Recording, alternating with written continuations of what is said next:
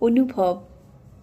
মানুষের মধ্যে যে কটি গুণের দরকার তার মধ্যে অনুভব সবচেয়ে জরুরি।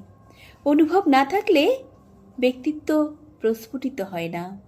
অনুভবের পরীক্ষা ঘর থেকে শুরু হয়। কোনো কাজে বিফল হলে শুনতে হয়, এত বড় হলো কিন্তু কাজের কোনো অনুভব নেই। উচ্চশিক্ষা লাভের পর চাকরির জন্য ইন্টারভিউ নামের দরজা পেরোতে হলে অনুভব নামের এই পাসপোর্টের দরকার হয়। সেখানে প্রথম প্রশ্ন হবে, কতদিনের অনুভব আছে তাহলে?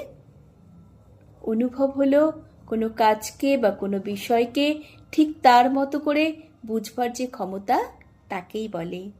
অনুভব নামের মতিগুলো জীবন পথে চলতে চলতে পাওয়া যায়। অবশ্য সবাই পায় না, তাকে পায় সর্বদা সজাগ ব্যক্তিরাই কেবল।